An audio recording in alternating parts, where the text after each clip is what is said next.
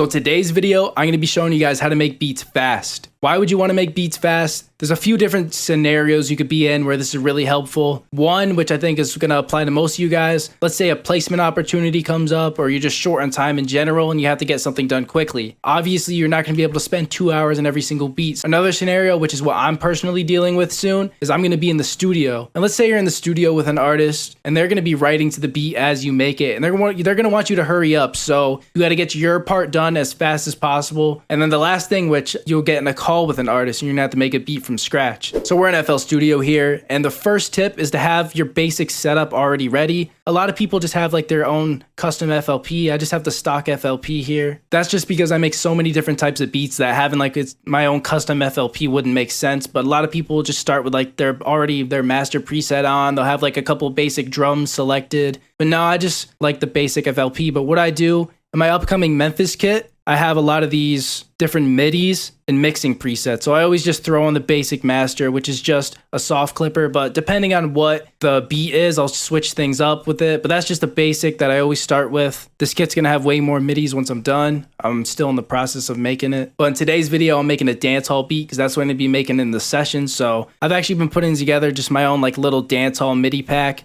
I'm not going to release it or anything. It's just for personal use. And I recommend you guys all make your own just MIDI and mixer preset pack for yourselves for whatever type of beats you guys like to make, because that just really helps speed up time. So first thing I'm going to do is just lay down the basic dancehall snare, and then I already know what my favorite drum kit is.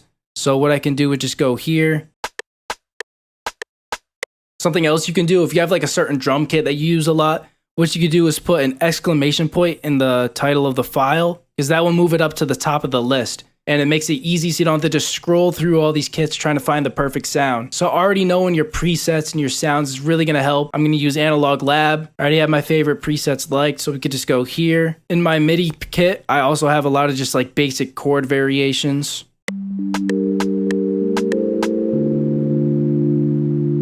And it's easy just to scroll through them, get some different variations going. Another thing you can do if you don't want to make a melody from scratch, I'm sure this is what a lot of you guys already thought of, but loops. I already have a bunch of loops ready for the session, like at least 100. Just get loops ready because that's half the beat done for you. And I know a lot of people spend majority of their time trying to find the right melody. So if you already have that there you go. That's half the beat done. Your part's going to be way easier. Something you can also do for the melody is use something like Arcade, where it kind of just makes it for you. So I'm going to go into Arcade here and just lay down. I already know what presets I like, and then you just lay down a few notes and it practically just makes a melody for you.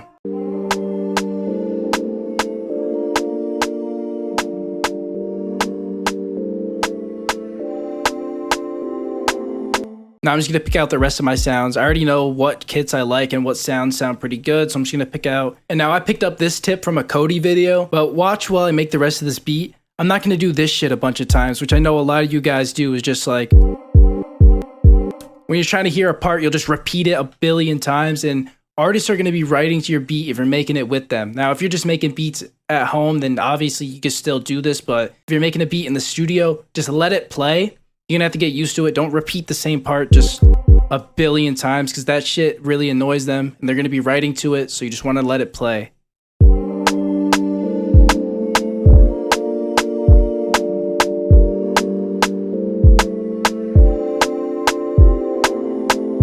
This loop bar feature is also very helpful because I don't have to lay down the pattern again. It's already there for me.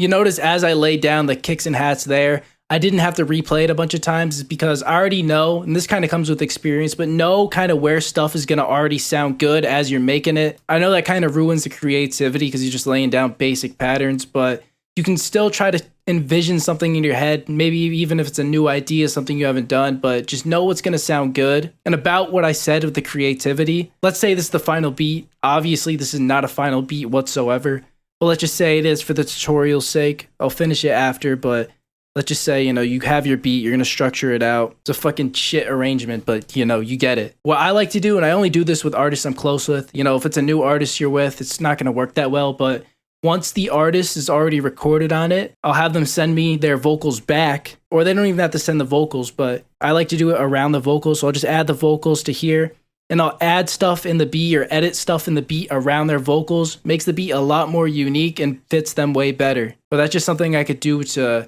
still keep the creativity in, because I know when you're kind of making beats super fast, it ruins a lot of the creativity. Something else I do when arranging a beat is I ask the artist like what their arrangement is, like what they want, you know? And you could do that throughout making the beat as well. Ask them if they like certain things, but don't go overboard with it. You know, don't ask them if the fucking kick on the third measure right before the second snare sounds good or some shit. You know, just ask them like basic things. You don't have to ask them about like specific notes and shit. Nobody cares about that. They just know how the overall vibe sounds. Another thing is know your FL Studio shortcuts. You highlight everything here, Command Shift, and then L puts everything into its own mixer preset already labeled.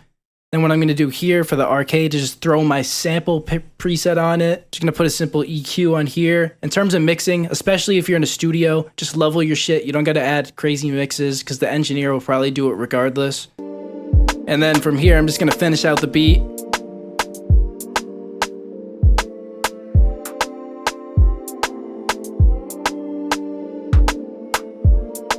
So that beat took like 5 minutes to make. You know, if I was really like locked in and not trying to teach you guys, I would add more to it. But that's just a simple example of how making beats fast is effective. With all that being said, I hope you guys did enjoy this video. If you want to see more like this, comment down below what I should do next, and I'll see you guys in the next video.